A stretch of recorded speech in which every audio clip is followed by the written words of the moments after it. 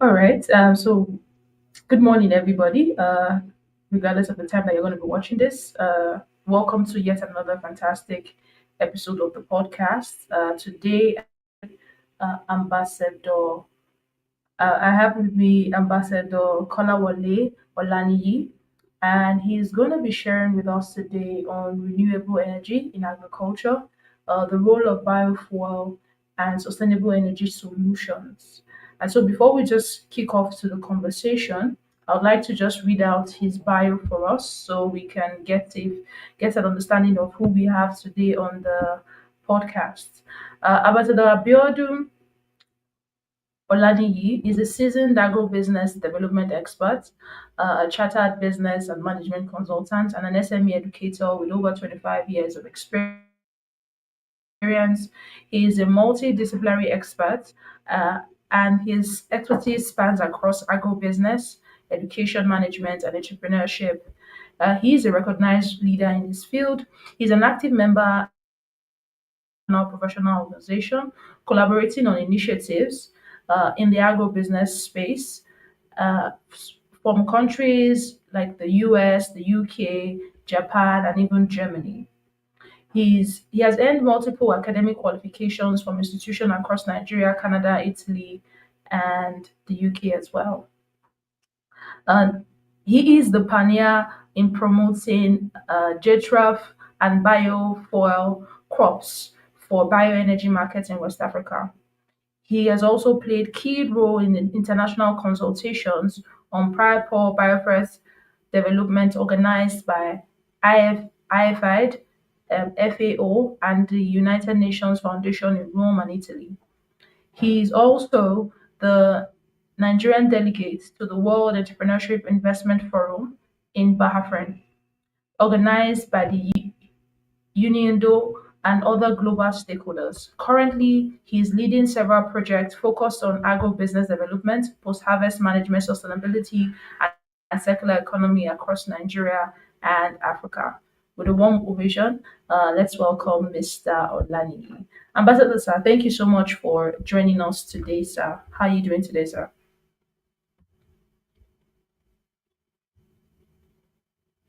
Hello, can you hear me? Hello, Ambassador Abiodun, are you there on the call? Hello, Mr. Abiodun, are you on the call?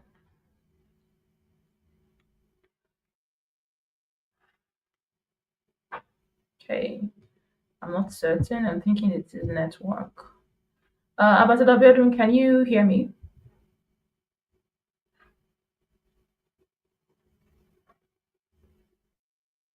Hello?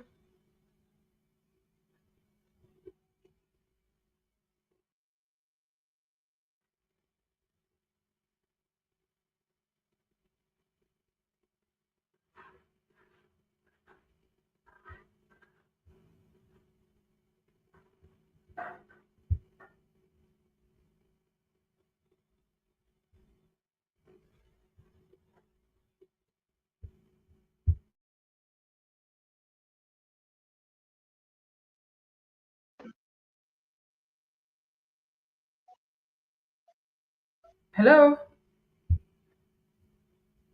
Yeah, Okay. I'm here with Ambassador. you. Okay. However, I cannot hear you, so that's I wasn't certain. Can you hear me? Um, yes, every bit of what you are saying. Okay, fantastic. Okay, so let's just go into the very first question for our conversation today. So, can you share with us a bit of your journey into agribusiness and how you sort of pioneered uh, the biofuel crop development in West Africa? Well, the talking about my journey in agribusiness, and how I became one of the pioneer in biofuel fuel crop development in West Africa. Well, it's a total journey. Basically, I will say I started with poultry. in the Okay. early 90s. But in the millennium, we started with the promotion of biofuel crops in terms of advocacy and capacity building. And it boils out of the concern that looking at the future, that the utilization of these crops will be, good for the sustainable agricultural development in West Africa. So we started with the promotion of jatropha, Oh, okay. compare with other crops, aside from using food-based crops for biofuel crop development in West Africa. And jatropha is a common crop, that we can see in our villages, used as fence, you know. And when the idea came that there should be better utilization of the crops, that is using the seeds, and even with the further discovery, the leaves are very useful, the stems are very useful, and compared to other crops, talking about castor oil, pagomia, but basically we started with jatropha.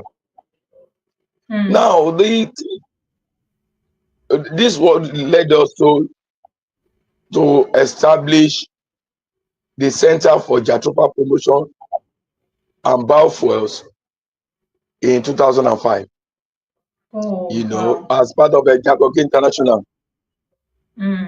So it was, people were looking at what actually are we doing, because about these crops. People just see it as fences in the village, usually. Hmm. But looking at further utilization, we found out that it's even that we are being surrounded by green gold. And talking about the father of Jatropha, in West Africa, he was a German. He did a lot of work about it in the Cote d'Ivoire. Because Abiodun is one of the mentors about the promotion of this wonderful crop. Hmm. Though there are other crops that came up, like moringa, Hmm. because I came in contact about discovered that too in South Africa when I was in South Africa by a good friend. He's late now. Uh, Okay. that's Professor Abiodun. Okay. That's in the University of Cape Town. Oh, wow. When we were doing the research on the moringa, Hmm. that was 2007. Oh, interesting. You know, Oh, wow. so that's just a little background anyway, Oh, so that we fantastic. don't take our time. I know the time is not on our side. I can keep talking on and on and on. I totally understand. I never would have guessed that moringa is a biofuel plant.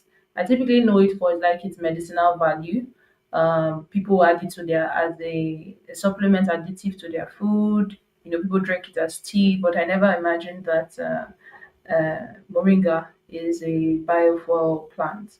And you were speaking of the jatropha. Is there like a specific part of West Africa where it is grown? It just has to be like the villages. Is it grown in the urban areas as well, or it's just typically a particular region where the jatropha is able to adapt and grow well?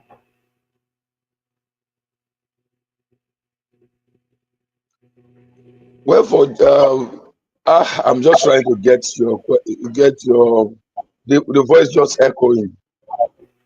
Oh, okay. Can you hear me clearly now? Yeah, well, a little bit now. Okay. I was saying that I didn't know that moringa was a biofuel crop. I only knew it as a highly medicinal plants that could be used for as supplements or additives, just help with your health. And I said it was good to hear Yeah, about it, that's and the it's truth. also like, yes. Yeah, that's good thing about moringa. Moringa is a wonderful plant. Nothing is wasted on the plant, Oh, wow. because of the extensive research. The same thing you have about jatropha. Mm, Only difference between them is that the how edible they are. mm, You can take the leaf of moringa, you can eat it also. I Nothing will see. happen, you understand, without not doing any further process.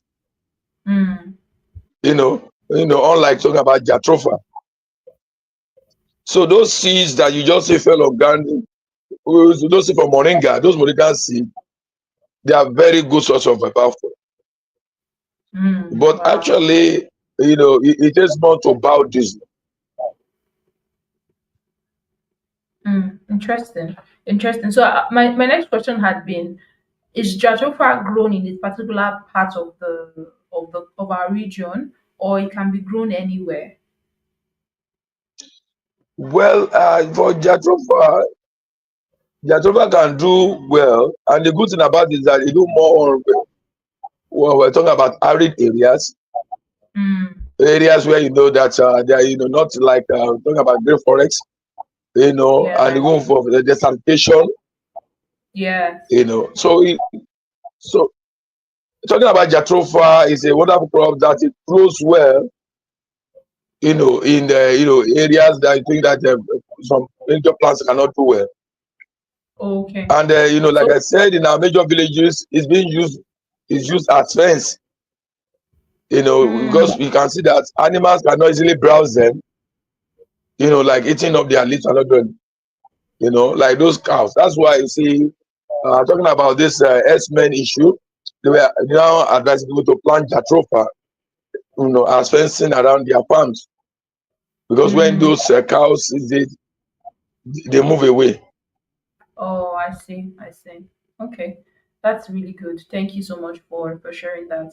So my next question to you at this time is, so what sort of inspired you to explore the intersection between agriculture, renewable energy, particularly biofuel? Because I know that you have a background in agribusiness, but what sort of inspired you to then also look into biofuel, renewable energy? Well, while we just it's just very simple. No, the inspiration just came in terms of the support for rural areas. Most of Mm, where farms are situated, they lack in terms of access to energy. okay. Talking about either electricity, and whether some to even Mm, petrol, diesel, and all those stuff. So, like why you now have this, that you now have the byproduct of all these plants, and some of these plants that cannot be utilized for food mm-hmm, can be transformed, from energy to support this, both mm, on both on the medium term and then on the long term. mm. And let me Fantastic. just say this now: for the fuel now, we have the ethanol, and then we have the biodiesel, Yes, also the yes. bio oil, and also the biogas. So for the ethanol, you get those one from maize, you know, and then I'm also talking about biodiesel. You get about Mm. from soya, Oh, palm wow. oil, Mm. etc. But Oh, the wow. issue is that talking about the food versus fuel issue, because I remembered when we had the international consultation on Paul Jatropha in Rome in 2008. Okay. The controversy was because you have experts around the world that was gathered by FAO and the IPAD and the United Nations Foundation. Okay. that there should be an alternative crop that will be on the standby against using Mm, food for fuel. mm. Wow. You Wow. understand? So that is Yeah. why talking more about other sources using tree crops. You know, like I've mentioned earlier, talking about jatropha, castor. Yeah. Then of late, talking about pogomia. Mm. Wow. Ooh, this conversation has just been very enlightening for me. Just having to hear that palm oil is also like the residue of it of palm can be also used as biofuel, maize, and even soya. So that means if we tend to practice a bit of circular economy, we should be able to then also fully explore these options of biogas.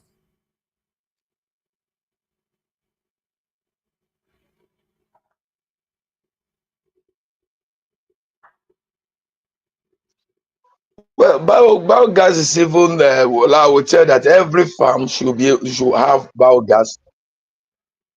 Mm, biogas facility, mm, because talking about the waste, yes. because all those waste should be transformed. You know, so it's like we are talking about zero waste. We're talking about zero waste advocacy. We are talking about nothing is Yes. wasted in your farm. Talking about Yeah. burning the Yeah. waste. You can that through the problem burning the waste, many farms it have affected the other farms. Yes. You understand? So, and for your biogas, you can use it for cooking. Yes. Yes. Yes. You understand? Mm, Even talking about household. So so this is what we're talking about. That there should be more emphasis on biogas. You know. mm.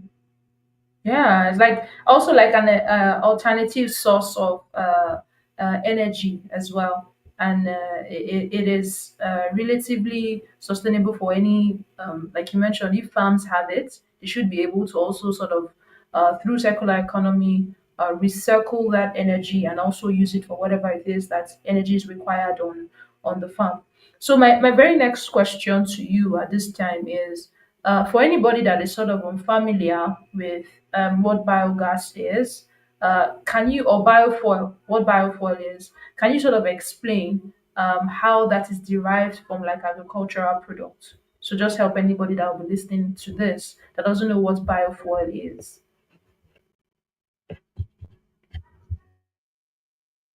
Well, biofuel is simply fuel derived from organic matter. Mm, Basically from various crops, like I mentioned earlier. okay.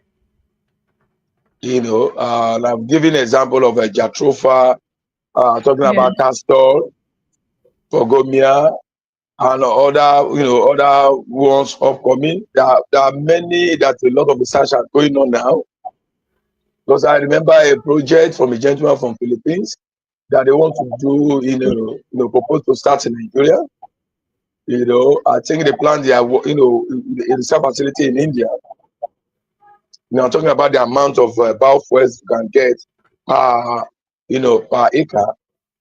Planting that plant.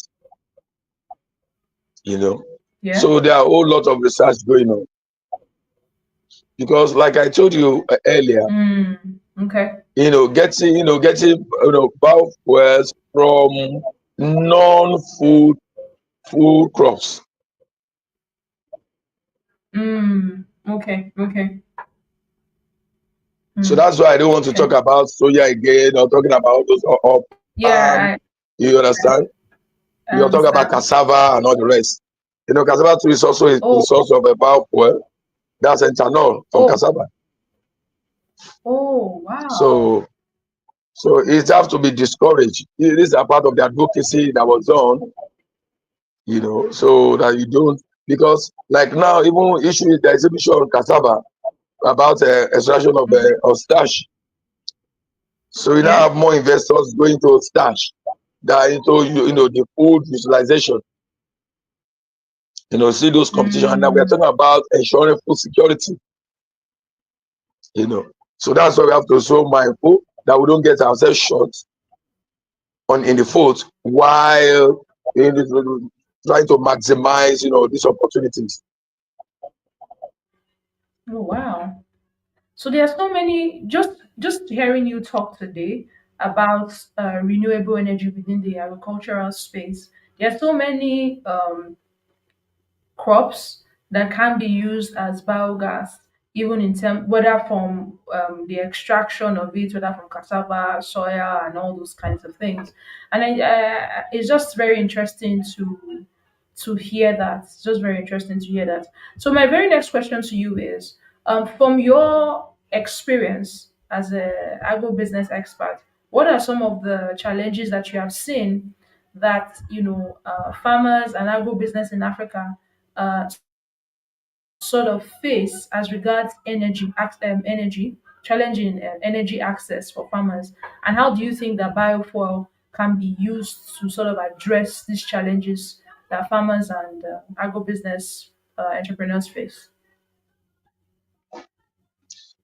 Yeah, like I said earlier, now it depends on the blueprint that each individual farms put up. Now, when you're setting up your farms, you need to be very mindful, about how do I work on my energy source, or how you design your energy mix. Vis you are using a solar, then you are developing, this biofuels to power your engine. That's whether for your generator, or other sources that to generate, as a backup. Because like I said earlier, the ethanol is more like this, like you're talking about petrol. Though Brazil have done a whole lot, they have really scaled on this. Though Nigeria will try to do some of this in conjunction with the NNPC, then that we have the E10. Then it was simply the E10. The E10 that at every point of our PMS, it must contain 10% of ethanol, fuel from ethanol. That's the bioethanol. You understand? While for the Yeah. biodiesel, we have the B20, whereby 20% of our diesel production should include 20% 20% biodiesel. I can remember Mm. vividly that where we at a conference that I was one of the speakers in Abuja. That was 2006, and I think on the panel I was together I think the expert from Germany, expert from NNPC, and the NNPC gentleman spoke after my own presentation. I think my presentation there was on the green gold. That is talking about utilizing the Jatofa as a source of power, because the conference was an international renewable energy conference. Then, and he said one thing. He said he's not sure that Nigeria can really attain this. That even from an NNPC point of view, they have really looked at it, that how can be able to, that how what's available now, how many plantations have been done. Then how can we be able to move 20%? That we are not even talking about 5%. I can tell you that it's like all this policy now is like hanging in the shelf. There was a time that some fuel, some ethanol fuel were brought from Brazil during the Obasanjo regime, but you could do, the whole thing couldn't see that of the day, because being that if we tamper like for cassava, in fact, we have not done something that we are already in trouble, because China also was asking for our cassava, and the same cassava to want to utilize our ethanol. Not even going to corn. Don't even go there. Even up till now, we are still having the crisis on corn. So you can see what we are talking about. That emphasis should be to draw more on non-food crops for biofuel, biofuel development. Because for instance now, it can help us in our agroforestry, whether you plant your bogomia, your castor, or your jatropha. You can intercrop other food crops in between. So you have the maximization on your land, because that's the challenge of people, that the land even available is enough for our food crops production. Mm. Can you get it now? So that's why we Yeah. have to properly define it. They're talking about the challenges, talking about the biofuel, you know. Mm. Wow. That's really insightful. Thank you so much for sharing that. It's just good to know that uh, as a people in Nigeria, and particularly that we are so blessed with so many crops and so many agricultural produce that can be used for a lot of diverse things, not just for food, but also for biogas. So this is just like one very important question I want to ask at this point. From your own analysis as a circular economist expert, how would you rate Nigerians' adoption to circular economy as of now? Well, talking about circular economy, we are a bit debating for our discussion here, because we continue to talk. Unless you want to look at circular economy integration into agribusiness, and when you talk about circular economy, it's also in a bigger picture, Okay. you know, because looking at what we are talking about now, there are a whole lot of measures, concepts that have come up. Now, let me say, for instance, now, Okay. there's a project by INSET. We call it the INSET project. It's an EU sponsored project, Okay. and I think one of the university working on it in Nigeria, we're talking about University of Ibadan, Okay. and also in conjunction with we call them the Aglo Development Government, agency, in Lagos. Mm. They have developed this concept, and also this you also have in some other African countries too, where you have the Okay. intersection of insect farming, aquaponics, and hydroponics. So you Oh, find out that everything is zero. It's zero. That's calculation of zero, because the insect is used to, to feed the either catfish or the tilapia in a controlled environment in a greenhouse. This as something you can have at the back of your house, or by the side of your house, mm. Yeah. whereby the water from the catfish, the Yeah. normal thing is that this water are being flushed away, and you know that this water can be a form of pollution and other stuff, but this water is being reused, passed down to water your vegetable. That's your soilless, your hydroponics. Yeah. So you don't need talking about your green irrigation. So you find out that the whole process is zero, is zero waste. Zero waste. Yes. You understand? So talking about looking at the circular economy in terms of the food system, Yeah. you understand?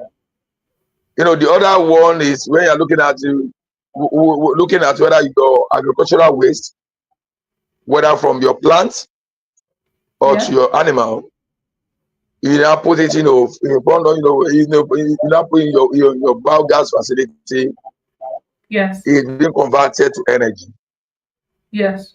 So these are some of the forms of circular economy integration into agriculture. You understand?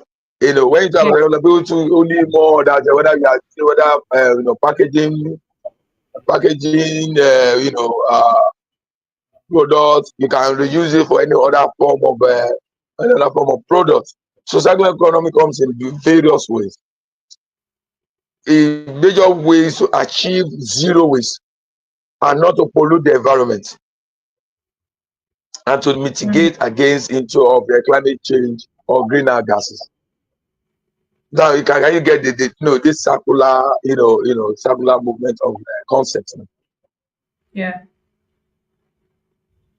Oh, beautiful. But from your experience as an expert, are there a lot of farm or agro business that have sort of incorporated circular economy into their operational structure?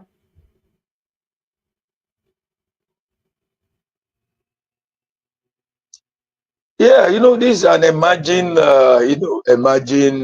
concept. Okay. There are there are a couple of farms, talking about commercial farms that have started Yeah. using that, using this, around the Okay. country.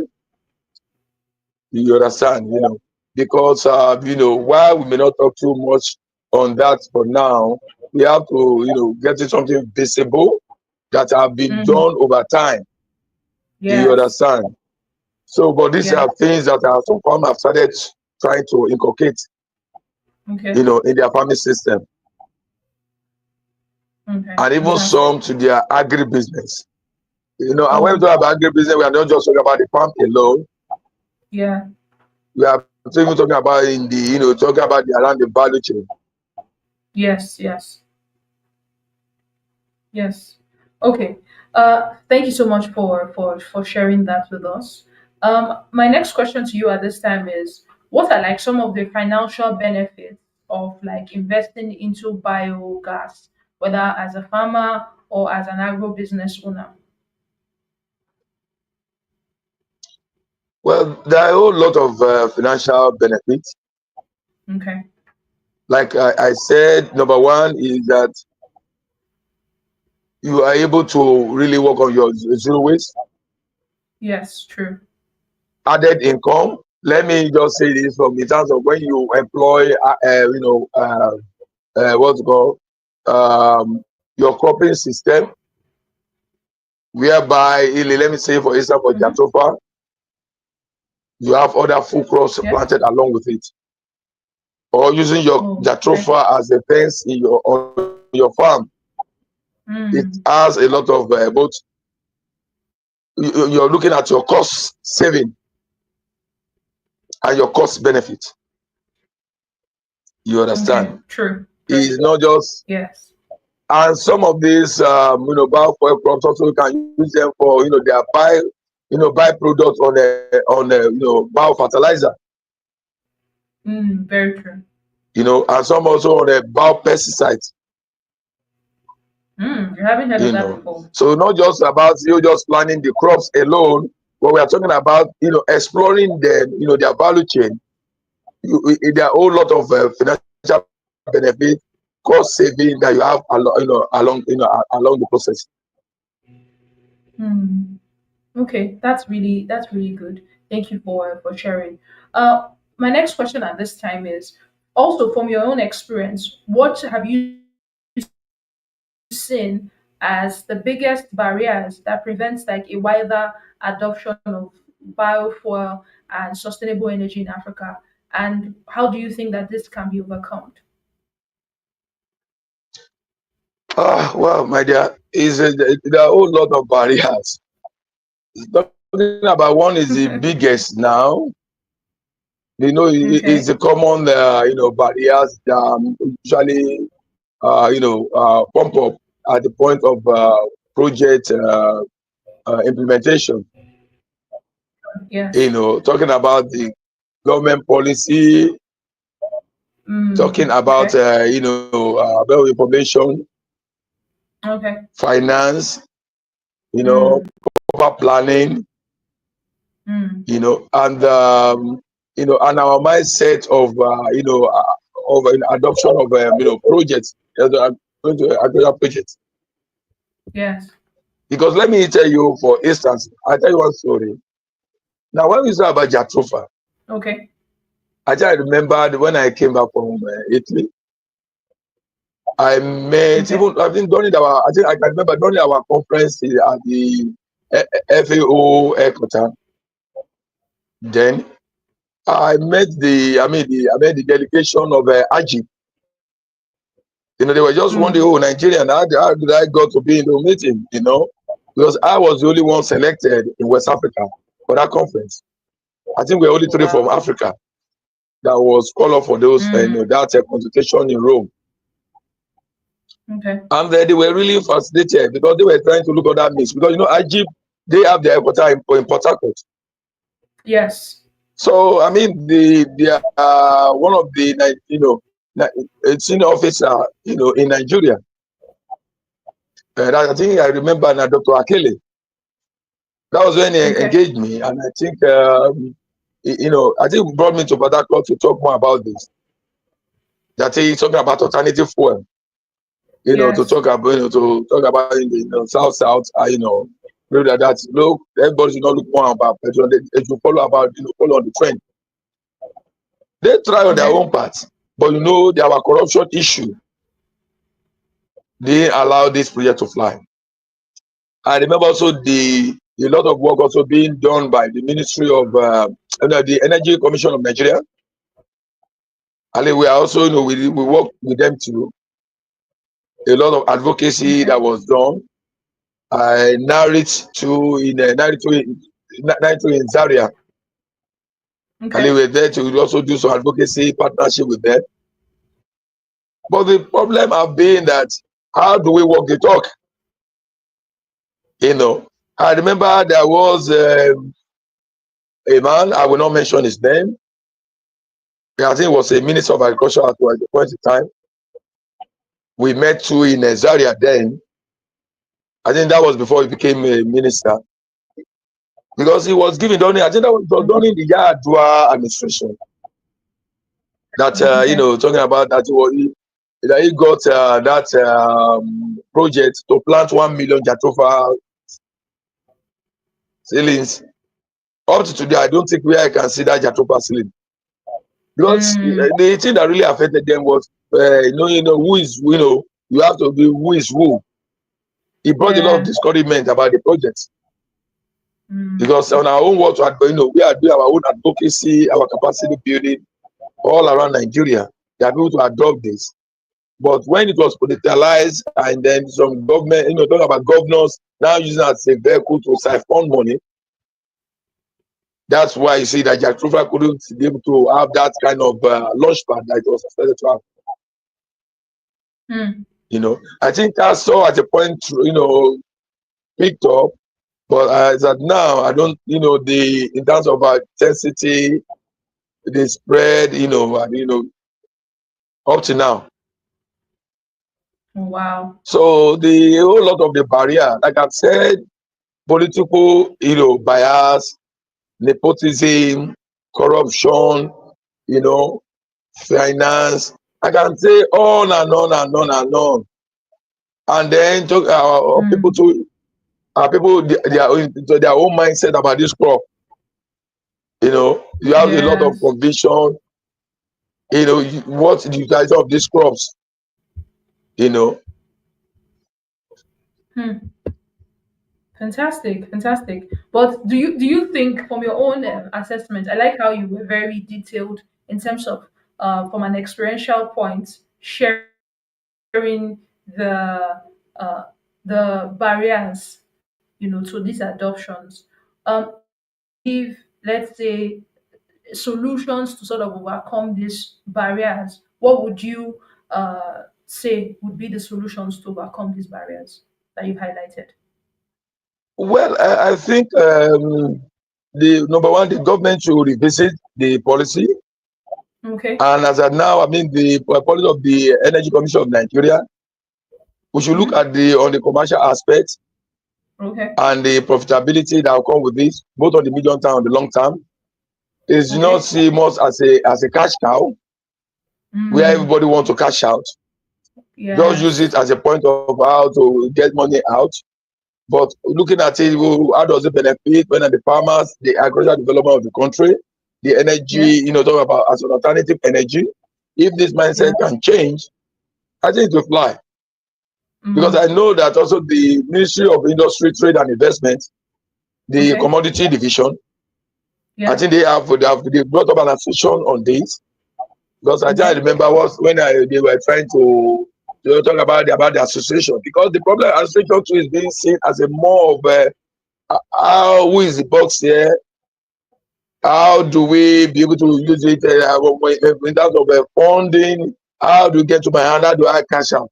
So that's a Mm-hmm. whole lot of problem in this particular area, because what we have found out is that all this funding doesn't get to the hands of farmers.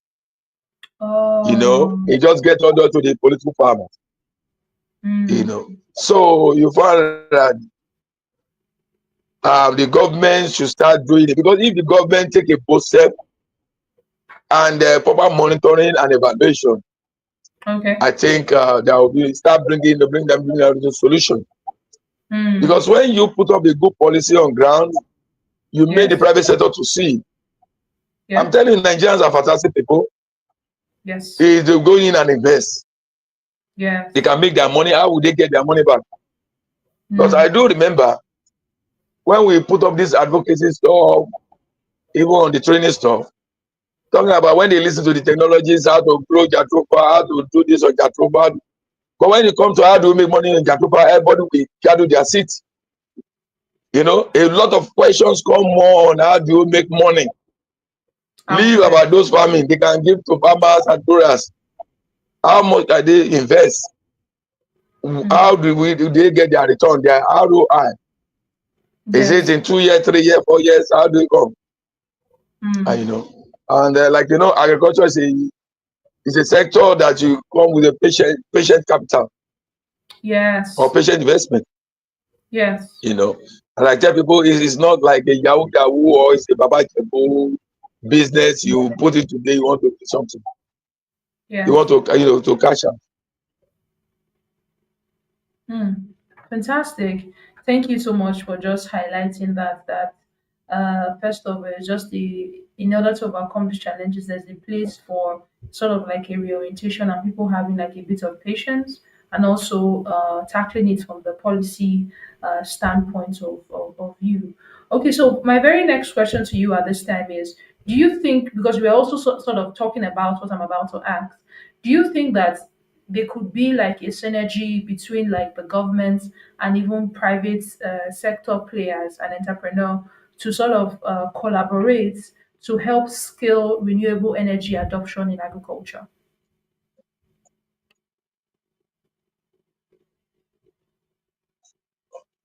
Let me get it again. You mean for listeners, the steps they need to take to explore renewable energy solution for their farms or business? No, no, no. I'm saying that from all the analysis that you have, and in terms of like what you've observed over the years and what you have also seen play out, I'm saying, do you think that the government and private sector players and even entrepreneurs can sort of collaborate to help adopt renewable energy for agriculture? Well, I think like you have said, the major thing is about exploring the PPP. That's a Okay. public-private partnership in Yes. terms of about the adoption and the collaborative measure to scale, the production of these biofuels. You Yes. understand? Yes. Government providing the land, while the private sector comes in, and the government also having this enabling environment, Yes. from the farm to the market.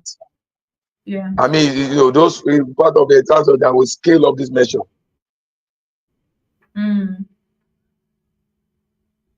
Mm, fantastic, fantastic, fantastic. Thank you so much for sharing that. So at this time, my very last question to you now is for listeners who would want to maybe take action at this point, what do you think is like the first step that they can explore as regards renewable energy solutions for their farmers? Okay. Well, I'll put it this way. Okay. Uh, you have to really properly sit down get knowledge. Yes. Now, depending on the area of agribusiness you are setting up, Mm. we have a lot of agribusinesses. Yes. I said whether you are having just your farm,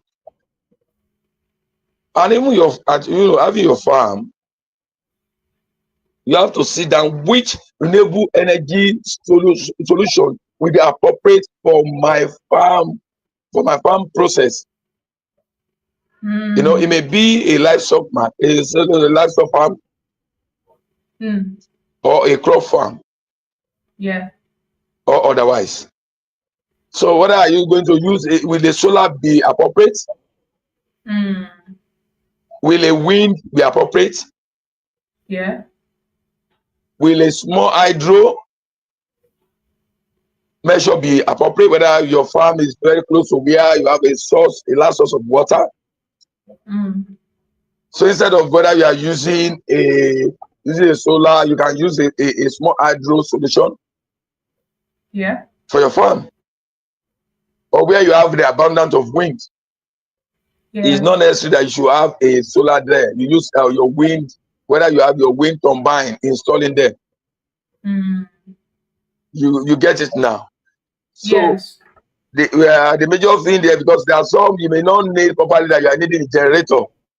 So that's why Yeah. I said it depends the kind of agribusiness you are establishing or you are starting, that will Mm. determine the kind of renewable energy solution that will be deployed.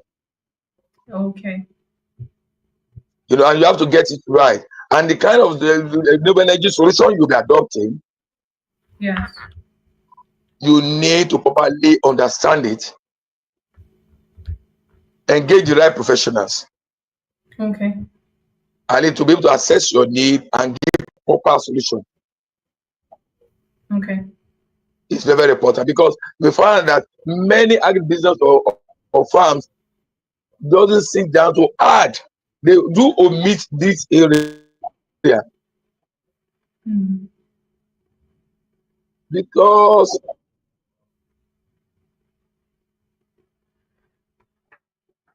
for a country like Nigeria, Yes.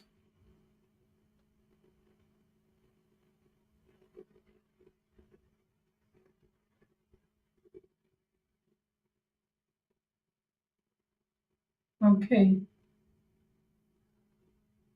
Fantastic. Fantastic.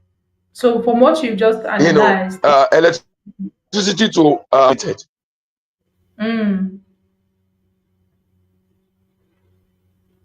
true.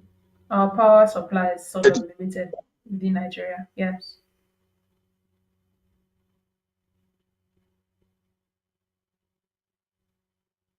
Mm,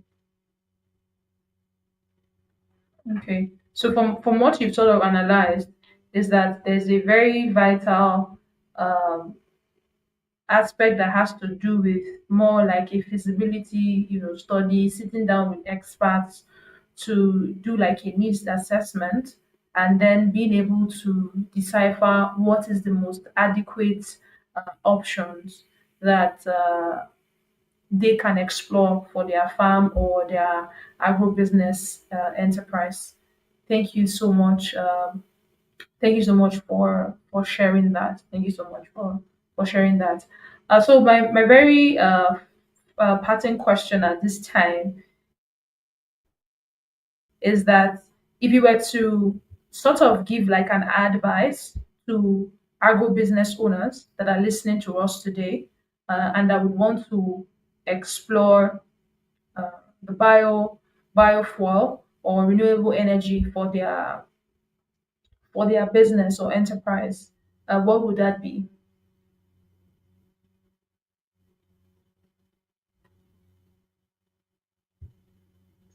I will.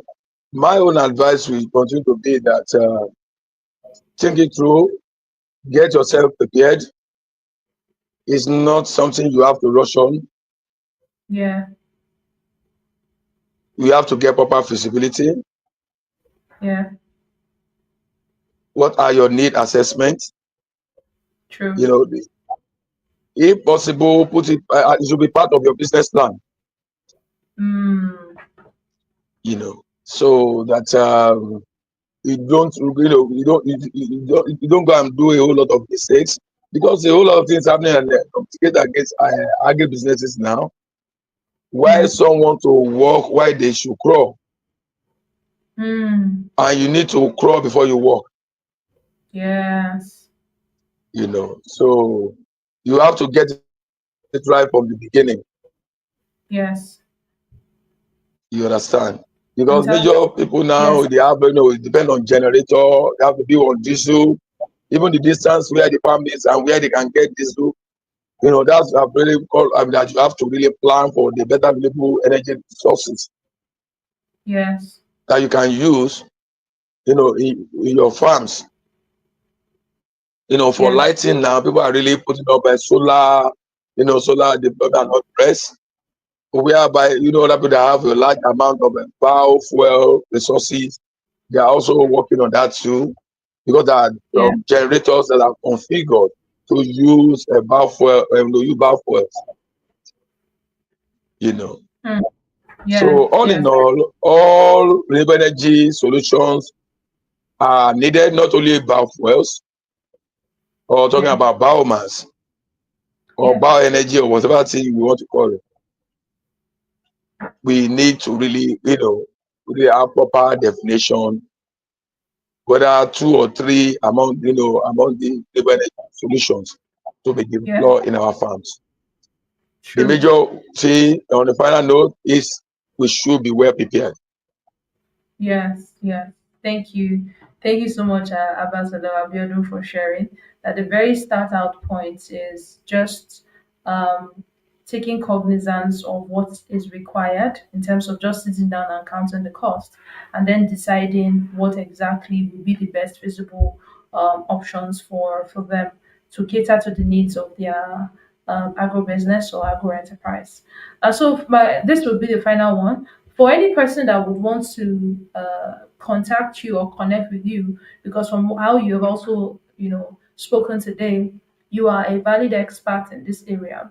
So for anybody that would want to contact you, connect with you, in order to like engage your services as regards renewable energy for their enterprise, so how can they sort of connect with you?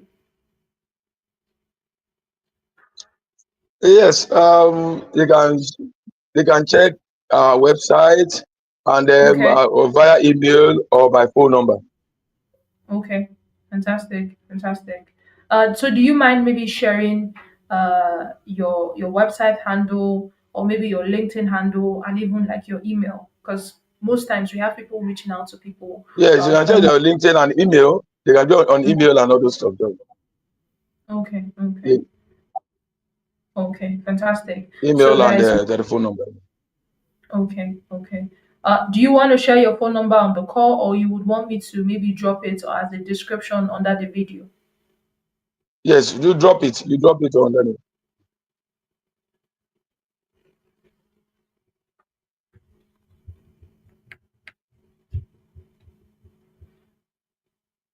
Okay, so guys, for everyone listening on the call that would like to engage the services of Ambassador Abiodun, please kindly reach out to him via LinkedIn. His name on LinkedIn is Abiodun Olaniyi, and also you can also reach out to him via email as well, like he highlighted, and also like with his phone number. I think those details will be dropped on the description of this video, so you could definitely sort of reach out to him and engage his services for that. With that being said, this would be the end of this episode for today. Thank you everyone for staying on the call from the beginning till this time. Uh, See you on the next episode. And thank you so much, Ambassador, for joining on the call today. It has just been such a delight to have you engage with us on this conversation today. It's a pleasure. Thank you so much, sir.